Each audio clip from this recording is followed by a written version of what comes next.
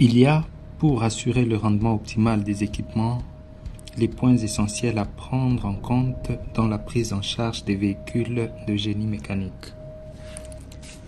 Comme pour d'autres équipements, il existe également une réglementation de sécurité pour l'utilisation de la chargeuse. Cela consiste en une série d'inspections comprenant l'inspection visuelle, l'inspection de niveau et l'inspection d'essai.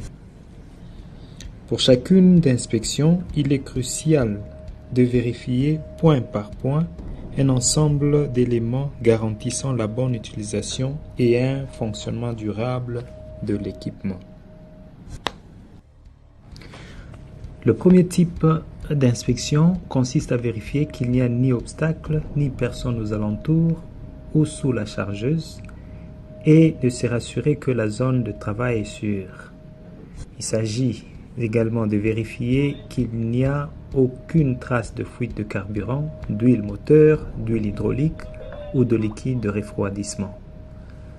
Enfin, de vérifier que la pression des pneus est normale, que leur bande de roulement n'est pas excessivement utilisée,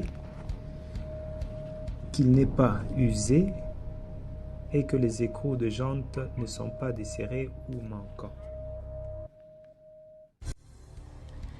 Il faut également vérifier que les châssis avant et arrière, les goupilles d'articulation et les parties de connexion ne sont pas fissurées ou desserrées. Il faut aussi vérifier que le godet et la flèche ne présentent aucune fissure, aucune déformation ou aucune usure excessive. L'autre type d'inspection consiste à vérifier que le niveau d'huile se situe entre les traits max et min et que l'huile est propre et non émulsionnée. De vérifier également le niveau du réservoir d'huile hydraulique, qu'il se situe au milieu de la fenêtre de contrôle ou dans la plage indiquée, que le niveau de liquide de refroidissement se situe entre les traits full et low sur les réservoirs d'eau auxiliaire et que le carburant est suffisant, ainsi que le niveau de liquide de frein soit situé dans la plage prescrite. Précaution, ne pas conduire après avoir bu.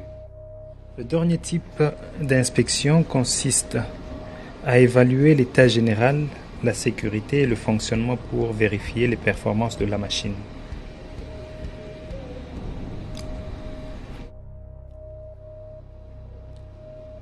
Cela consiste entre autres